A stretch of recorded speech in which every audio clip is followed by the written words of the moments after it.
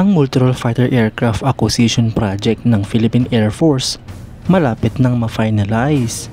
Ito nga po mga idol ay malamang para sa F-16 Viper ng Estados Unidos.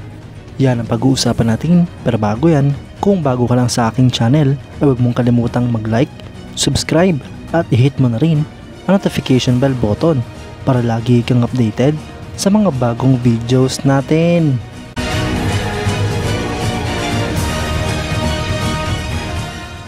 Ngayon nga po't mag-uumpisa na ang bagong Kongreso ng Pilipinas ay kasabay nga rin po nito na magsusulputan ng mga bagong proyekto ng ating bansa. Isa nga po sa inaabangan ay ang Modernization Program Projects ng AFP. At ang isa sa pinakamalaking proyekto dito mga idol ay ang Multirole Fighter Aircraft Acquisition Project ng Philippine Air Force. Nangunguna nga po sa listahan ng pagpipilian para sa Multirole Fighter Aircraft ay ang F-16 Viper ng Amerika. Ang eroplanong ito ay nakikipagkumpetensya sa Saab JAS 39 Gripen ng Sweden. Ngunit sa ngayon mga idol ay malaki na nga po ang nilalamang ng F-16 Viper dahil binabackupan nga po ito ng mismong gobyerno ng Estados Unidos. Kasama nga po sa magandang deal ng dalawang bansa ang pagkakaroon at pagbibigay ng suporta ng Estados Unidos para sa modernization program ng Pilipinas. Dito nga po ay nag-commit ang Amerika na tutulungan ito ang ating bansa para sa mga proyekto, lalong-lalo na ang Multirole Fighter Aircraft Acquisition Project.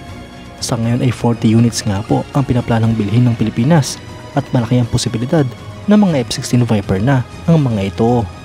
Ang proyektong ito mga idol ay parte pa dapat ng Horizon 2 phase ng Revised Armed Forces of the Philippines Modernization Program ng Philippine Air Force.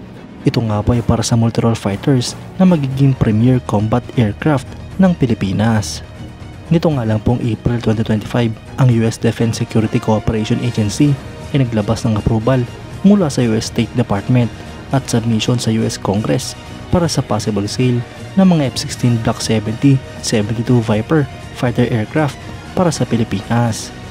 20 units nga po ng mga eroplano ang tinitignang mabibili ng Pilipinas na may maximum potential cost na 5.58 billion US dollars. Ngunit hindi pa nga po final ang presyo nito mga idol dahil posible pa nga pong bumaba ang gastos depende sa package inclusions. Bukod pa dyan mga idol ay nakadepende rin sa Estados Unidos kung magpo-provide ito ng assistance upang mabawasan ang gastos ng Pilipinas. Ito nga po ay magmumula sa military assistance para sa ating bansa na ibibigay ng Amerika. Mga idol dahil nga po sa mga sunod-sunod na updates patungkol sa Multirole Fighter Aircraft Acquisition Project ay isang indikasyon nga po ito na malapit nang ma-finalize ang proyekto.